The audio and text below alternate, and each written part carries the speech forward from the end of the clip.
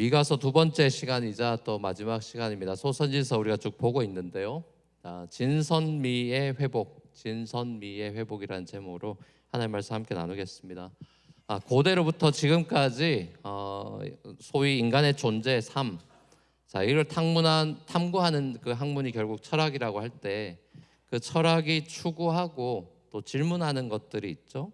근데 이제 그것이 잘 아는 너무나 서양 철학의 대가고 아직까지도 영향을 많이 주고 있는 임마누엘 칸트, 그 칸트 철학이 집대성한 것처럼 결국 세 가지 질문이라고 볼 수 있습니다.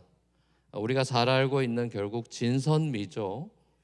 플라톤 때부터도 그렇고 이 진선미입니다. 진리가 뭐냐, 그리고 선이 뭐냐, 그리고 아름다움이라는 게 뭐냐.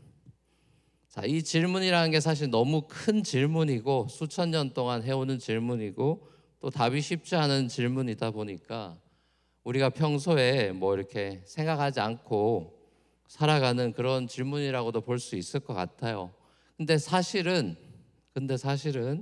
우리의 그 먼데인 라이프, 데일리 라이프가 이 질문과 사실은 동떨어져 있지 않아요. 굉장히 맞닿아 있습니다. 너무 큰 질문이다 보니까 이게 철학자들이 하는 질문처럼 느끼지만 사실은 우리 삶에 깊숙이 저변에 깔려 있습니다. 그러니까 새롭게 우리식으로 질문을 해보면 이런 겁니다. 진리에 관한 질문은 나는 뭐를 알고 있나, 아니면 뭐를 알고 싶은가, 이렇게 질문해 볼 수 있고, 이 선이라는 거는 나는 무엇을 해야 되나, 나는 어떻게 살아야 되나, 무엇을 해야 되나, 이런 질문일 수 있고요. 미에 대한 질문은 그러면 나는 어떤 것을 바라고 희망하고 살아가나. 이것들을 우리가 삶 속에서 사실은 다 생각하는 질문들이에요.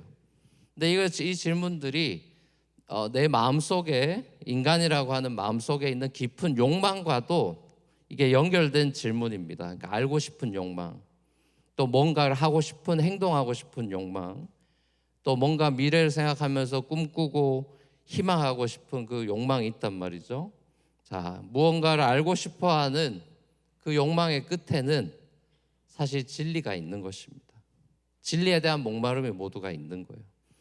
인간의 이런 어떤 지성적인 욕구, 그래서 우리가 배우고 이런 걸 재밌어 하기도 하고 그러죠. 인간의 이런 지성적인 욕구는 결국 궁극적으로 그 끝에 가면 모든 학문도 마찬가지지만 진리에 대한 탐구와 그 갈망이 있는 것입니다. 그렇죠? 그리고 무언가 하고 싶은, 뭔가 행동하고 싶은 행동에 있어서는 결국 선이나 악, 우리가 선한 행동을 할 거냐 악한 행동을 할 거냐고 하는 그 초이스가 우리 데일리 라이프 속에, 직장 생활 속에서도 판단을 할 때 이게 선한 행동이냐 악한 행동이냐, 이것들 우리가 초이스를 하게 된단 말이죠. 또 무언가를 희망하고 바라고 꿈꾸고, 이것은 내가 발전하고 싶고 성장하고 싶은 것에 대한 어떤 희망일 겁니다. 근데 잘 생각해 보십시오. 무슨 분야든, 여러분이 하는 어떤 디자인이든 건축이든 어떤 분야에서든지 간에 여러분들이 발전과 성장을 거듭하다 보면 그 발전 성장이라는 게 금방 되진 않죠. 시간이 많이 지나서 이제 계속 성장하고 발전하다 보면 그 끝의 경지는 뭐가 됩니까? 모든 분야가 다 그 끝의 경지는 예술이 됩니다. 아름다움의 경지로 들어가는 거예요. 미를 드러내는 거죠. 그러니까 축구 선수들도 거의 신의 경지에 들어갔다 하는 메시 같은 사람들, 그런 사람들 하는 거 보면 그 축구는 예술이 되죠. 제가 좋아하는 테니스 선수 페더러 전 좋아하는데, 페더러가 칠 때 보면 백핸드 같은 거 치면 저거는 테니스가 아니고 예술이다, 이렇게 된단 말이에요. 결국 인간이 아름다움을 추구하는 존재구나, 이런 생각을 또 해보게 되는 거예요. 어떤 분야든지 간에. 옆 사람한테 한번 물어보십시오, 여러분. 그러면 이 세 가지 욕망이 여러분 옆 사람 배우자에게도 있고 친구들한테 있을 텐데, 한번 이 세 가지 질문을 해보세요. 오늘 질문을 옆 사람한테 해보세요. 니 뭐 알고 있노? 이렇게 한번 물어보세요. 니 뭐 알고 있노? 또 한 번 물어보세요. 넌 선인이야 악인이야? 물어보세요. 너 선인이야 악인이야? 마지막으로 물어보십시오. 니는 네가 아름답? 맞다고 생각하냐? 이렇게.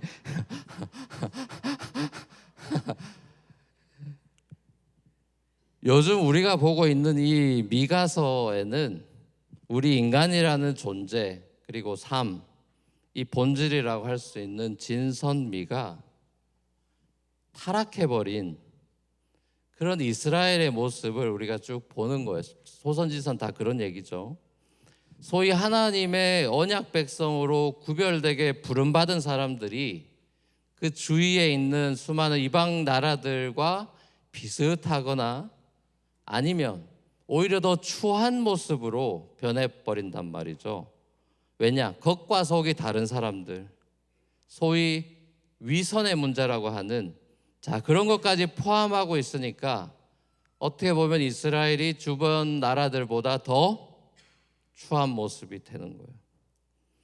겉으로는 각종 제사를 하나님께 드리고 예배 드리고 하는 종교적인 행위를 잘 하면서 살고 있었지만 정작 일상의 삶 속에서는 굉장히 세속적이고 악한 삶을 살아가고 있었던 거죠.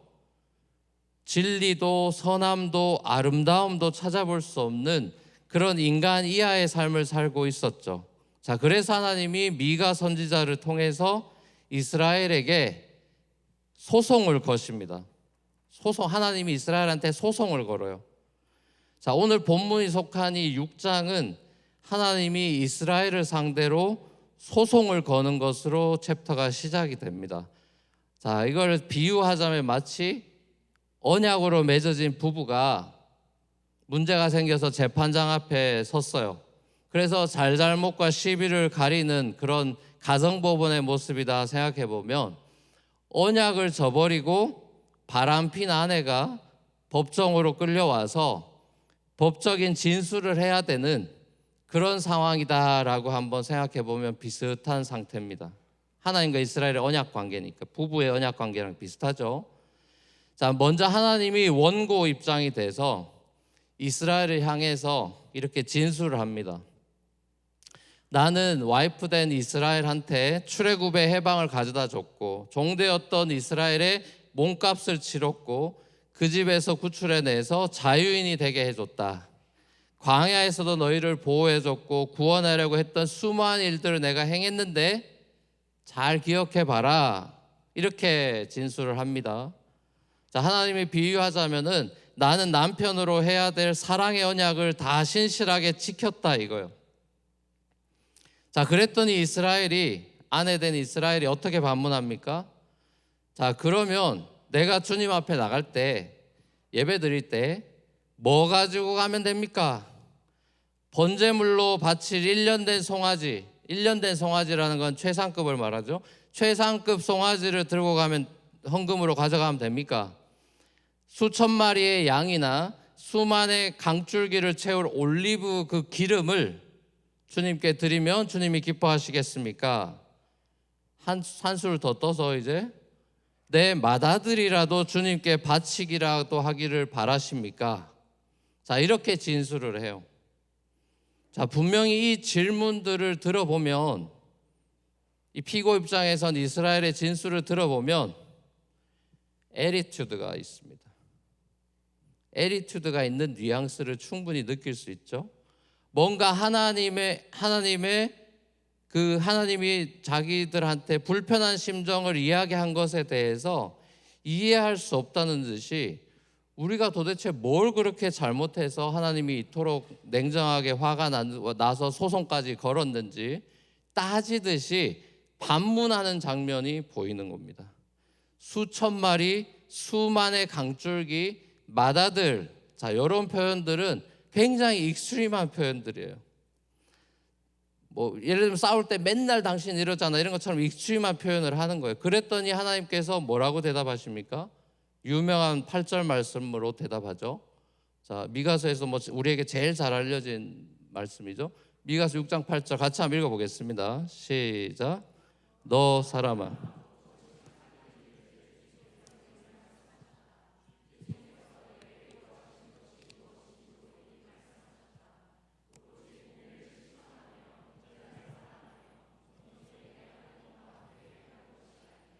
아멘. 네.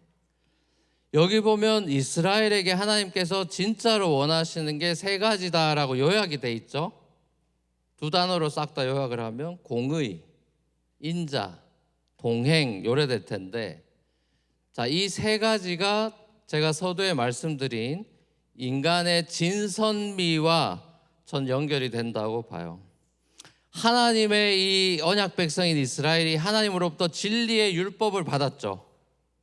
인간으로 어떻게 살아야 되는지 진리의 가르침을 받았단 말이에요. 그 내용이 레위기서에 조목조목 나와 있죠. 그 가르침대로 살아가는 것이 공의라는 것이에요. 왜냐하면 공의라는 것은 기준이 있어야만 가능한 개념이죠. 그렇죠? 뭐가 의냐는 건 기준이 있어야 될 거 아닙니까? 하나님이 기준을 줬단 말이에요. 진리라는 기준에 어긋나는 것이 불의라는 것이죠. 진리대로 살아가는 게 공의라는 것이에요. 자, 그리고 선을 행한다라는 것은 하나님의 사랑의 기초에서 하는 행동을 말하는 건데, 선하신 하나님의 사랑이 사람한테 흘러가는 것, 내 안에 들어와서 그 선하신 하나님의 사랑이 흘러나가는 것이 선이라는 거예요. 왜냐, 우리에겐 선이 없기 때문에. 그렇죠? 우린 부패하고 타락한 사람이잖아요. 하나님의 선하심, 그 사랑이 우리에게 와서 그것이 흘러가는 것이 선이라는 거예요. 자, 그리고 인간의 아름다움이라는 것은 공의로우시고 선하시고 그 인자하신 하나님과 동행하는 삶에 있는 것이 바로 인간의 아름다움이다. 자, 하나님과 동행하지 않고 혼자 걸어가는 삶은 결코 인생의 아름다움에 거기에 궁극에 달할 수 없다는 거예요.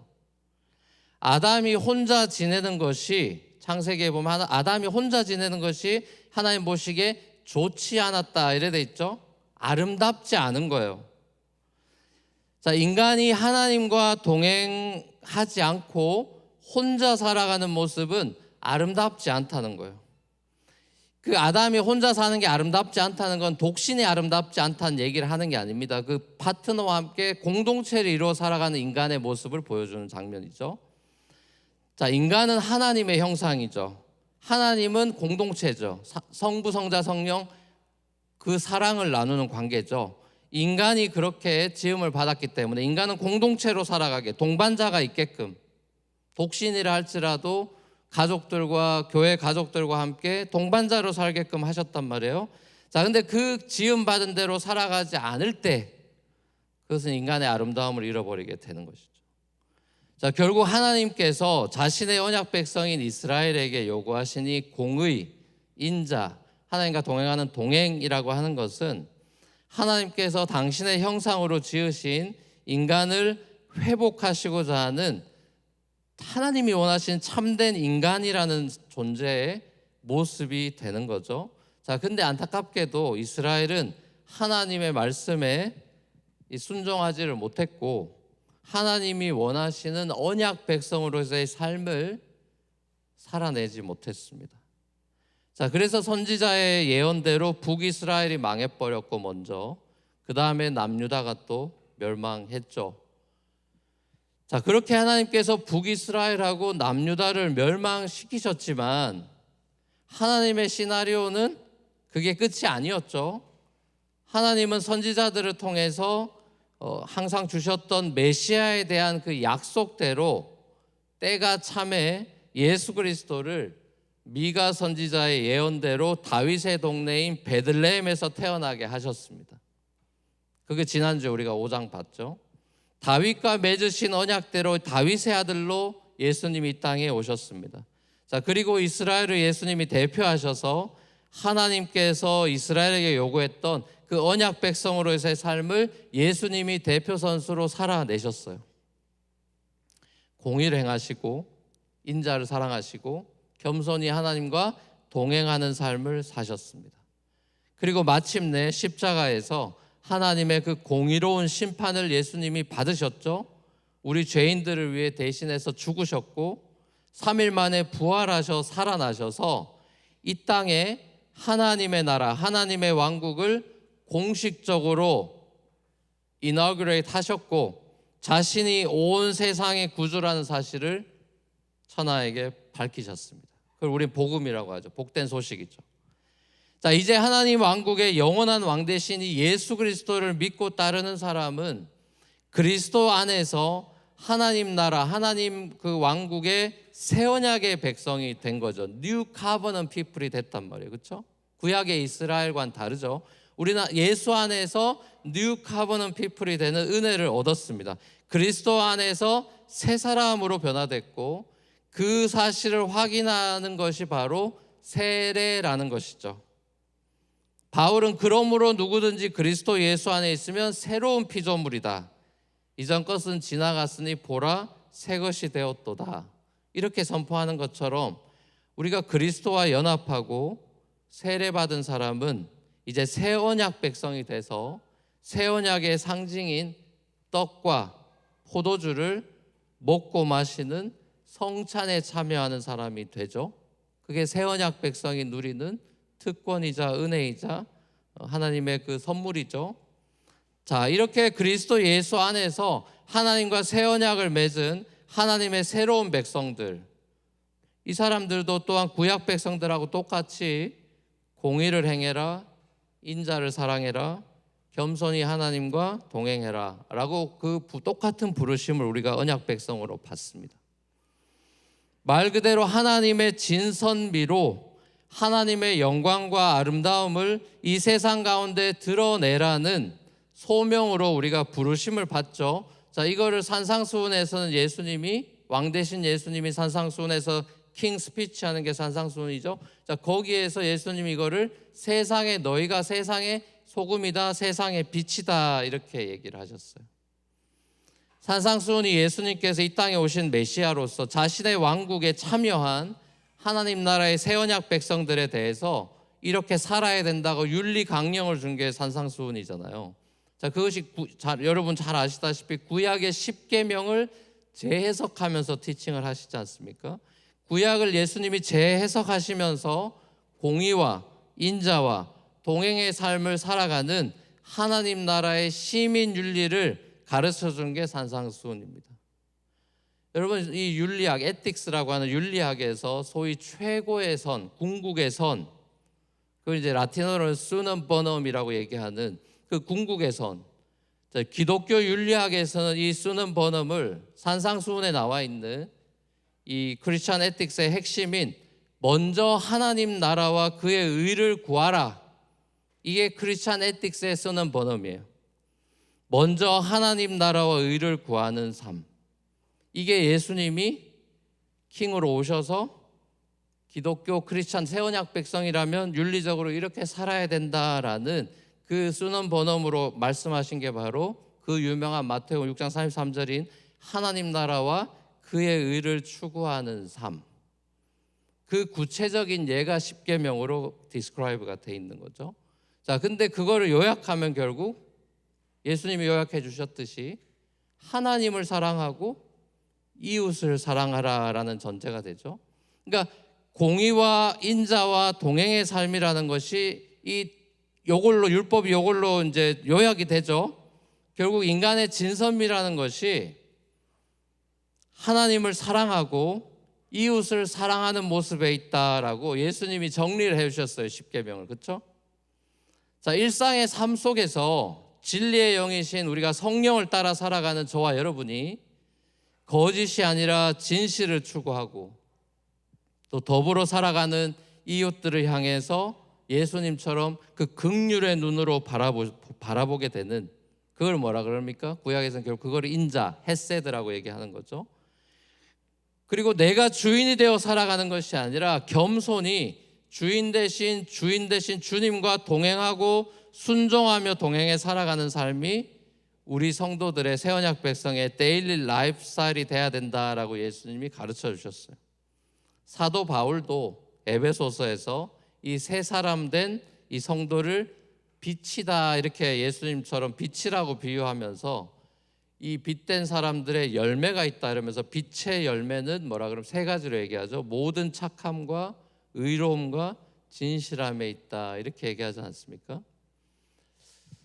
최근에 제가 읽은 책 중에 그 Stolen Focus라는 책이 있어요. 한국말로는 그 도둑맞은 집중력이라고 이렇게 번역돼서 나와 있는데, 이 책의 저자가 구글을 다니다가 이제 나온 사람인데요. 빅테크 기업의 그 비윤리적인 경영으로 인해서 일반 시민들이 얼마나 집중력을 잃어버리고 주의가 산만한 사람들이 돼버렸는지를 이 책에서 고발합니다. 평균 사람들이 어떤 일에 1분을 잘 집중 못하는 것처럼 평균적으로 뭐가 다 분산되는 멀티태스킹을 하게 되는, 그렇게 자꾸 우리를 특히 전화기 같은 게 더 그러겠죠. 자, 그래서 집중력을 많이 잃어버렸다는 얘기를 해요. 특별히 빅테크 기업들이 사람들의 정보를 다 가지고 있어서 알고리즘으로 사람들을 유혹하고 마케팅 광고 계속 띄우고 하면서 돈을 쓰게 하고 자신의 삶에서 집중해야 되는 집중력을 잃어버리고 살아가게 만든다. 이게 이 책에서 이분이 주장하는 겁니다. 그래서 이 양반은 자기가 구글에 있었으니까 그걸 어떻게 하는지 생리도 다 잘 아는 거예요. 자, 그래서 이분은 1년에 6개월은 소셜미디어를 아예 사용을 안 한다고 합니다. 어떤 락에다가 핸드폰을 집어넣기도 하고 그런데요. 소셜미디어가 개인의 집중력을 빼앗아 가도록 설계되어 있다는 것을 누구보다 너무 잘 알기 때문에 그런다는 거죠. 자, 근데 이제 이분이 개인의 집중력을 잃어버린 데 있어서 소셜미디어를 비롯한 소위 빅테크 기업들이 감시 자본주의 방식을 선택한답니다. 감시 자본주의 그 방식을. 쉽게 말해 사람들을 감시하고 정보를 수집해서 AI로 다 모아가지고 그 사람을 조종하고 소비를 부추기고 소셜미디어에 1분이라도 더 머무르도록 시간을 늘려서 그 사람의 일상생활의 집중력을 흐트러뜨린다고 이분이 주장하는 거예요. 그러면서 이게 한 개인의 중독 성향이 강하냐 아니냐, 그건 사람마다 성향은 다를 테니까요. 그러니까 한 개인의 중독 성향을 탓하면 안 된다. 그걸 탓하는 게 아니라 기업들이 윤리적으로 변하는 구조적인 변화가 있어야 된다라고 집중력 반란 운동을 펼치면서 이제 이 기업들에 대해서 도전장을 내미는 거예요. 그래서 이 저자가 친구인 런던 대학의 경제 인류학자인 그 제이슨 히켈 그 교수님을 그 주장을 빌려가지고 어떤 대안이 몇 개가 나오는데, 그 어떤 대안을 내놓냐 하면은 이 무한 성장으로서의 경제 방식으로 지금까지 왔죠. 자본주의가 무한 성장으로서의 경제 방식 대신에 새로운 개념을 가져온 게 뭐냐면 스테디 스테이트 이코노미라는 걸 주장합니다. 스테디 스테이트 이코노미. 자, 이건 뭐냐? 몸이 지금 이 경제 방식 속에서는 일하는 사람들이 몸이 녹초가 될 만큼 일해서 그 다음에 어떻게 됩니까? 우리가 갖고 싶은 물건을 보상 심리로 더 구입하게 만들어서, 그래서 내가 죽도록 일하고 내가 갖고 싶은 물건이나 집이나 차나 이런 걸 소유하게 만들어서 사람들이 그게 자기의 번영이고 행복이라고 착각하게 만드는 이런 무한 경제 성장의 법칙을 스탑해야 되고, 느리지만 서서히 스테디하게 자라가는 경제 방식을 인류가 선택해야 지구 자원의 고갈 문제라든지 환경 문제라든지 이런 것들까지도 해결할 수 있다라고 이분이 주장을 해요. 기업들이 돈만 벌면 장땡이라는 그 마인드를 버리고 정말 시민들에게 도덕적이고 정신적인 도움이 되도록 하는 것이 무엇인지 이 특별히 대기업들이 고민해 달라라고 이 책에서 요청을 하고 있는 겁니다. 굉장히 저는 읽으면서 동의가 많이 됐어요. 기독교인이 아닌 것 같은데 그 기독교적인 메시지처럼 많이 들렸어요. 하나님께서 여러분 이 땅을 창조하시고 땅을 정복해라, 땅을 다스려라 라는 소위 문화명령, 창조명령을 주셨을 때 이 말씀이 무한 성장해라, no matter what 성장해라, 속도를 내서 빨리빨리 문화를 이 땅에 이룩해내라 라는 독촉의 메시지는 절대로 아니었겠죠. 잠잘 시간도 없이 사람들이 바쁘게 일하고 그런 불쌍한 자기 자신을 즉각적인 도파민으로 보상하려는 시대. 그래서 먹방, 스마트폰 이런 중독이 일상이 되어서 본질의 집중력을 잃어가는 이 시대에 하나님 나라로 부름받은 저와 여러분이 다가온 미래라고 할 수 있는 이 AI 시대에 내가 과연 그럼 어떻게 나보다 나를 더 잘하는 AI와 함께 내가 살아갈 거냐. 유튜브가 여러분보다 여러분을 더 잘 알고 페이스북이 여러분보다 여러분을 더 잘 알아서 그 내용들이 나온단 말이에요. 그렇죠? 무서운 세상이잖아요. 우리 정보가 다 빼앗겼고 내가 말하는 것까지도 다 듣고 있고 감시 자본주의란 말이에요. 자, 이래서 우리의 집중력을 흐트러뜨리는 이런 AI 시대에 과연 어떻게 AI에 맞설 수 있을까 하는 두려움이나 혹은 남들에게 내가 뒤처지지 않으려는 이 조급함, 세상이 이렇게 급변하는데 네가 정신 차려야 된다라고 우리를 옥죄고 계속 우리의 마음을 뒤처진 것 같은 기분 나쁜 마음을 줘서 공포 마케팅에 의해서 조급함이 생겨서 뭘 해야 되나 이러면서 막 조바심내며 살아가는, 그럼 어떻게 됩니까? 사람이 추해지죠. 추해집니다. 하나님이 원하는 진선미는 없어져요. 자, 그런 삶을 살아가는 저와 여러분들을 주님이 바라보실 때, 하늘에서 우리를 바라볼 때 어떤 마음이시겠어요? 산상수훈에 나와 있습니다, 여러분. 수고하고 무거운 짐진 자들아 다 내게로 오라 그러시고요. 안식 준다 그러고요. 뭐라 그럽니까? 염려하지 마라 그러고요. 먼저 그의 나라와 그를 구하라. 그리하면 이 모든 것을 먹고 마시고 하는 모든 것들을 너희에게 더하시겠다 라고 2000년 전에 약속하신 그 주님의 음성을 매일 들어야 되는 것입니다. 매일, 매 순간. 모두가 양심을 저버리고 불의한 방법이라 할지라도 성공을 향해서 무한 성장을 향해 질주하고 저울을 미가 시대에 속였듯이 이 시간에도 숫자로 속이고 표절도 하고 하면서 이렇게 속이면서까지 자기가 잘 되는 걸 추구하는 이런 저울을 속이는 불의가 판치는 세상 속에서 우리가 정직을 선택하다가 손해보는 그런 불이익을 경험하기도 할 것입니다. 하나님의 헤세드를 본받아서 사람을 긍휼히 여기고 용서를 실천하고 그렇게 살아가다 보면 말 그대로 호구가 돼가지고 맨날 져주니까 호구가 돼가지고 사람들에게 무시당하고 마음에 큰 상처를 입기도 할 것입니다. 그럼에도 불구하고 우리가 묵묵히 십자가의 길을 걸어가셨던 우리 주님의 발자취를 따라서 겸손히 주님과 동행하는 그 길을 우리가 포기할 수 있습니까? 사랑하는 우리 뉴프런트 교회 성도 여러분, 저와 여러분이 걸어가는 이 십자가의 길이 바로 광야 같은 이 메아탄 땅의 길이 되는 것입니다. 이 어두운 땅에 빛이 되는 것입니다. 다 그렇게 안 살아도 우리가 다르게 살면 그것이 빛이 되는 것이고 소금이 되는 것이에요. 때론 힘들고 지쳐도 그 길을 포기하지 않고 여러분이 지금까지 걸어오셨다면 너무 잘하셨고요. 너무너무 수고가 많으셨습니다.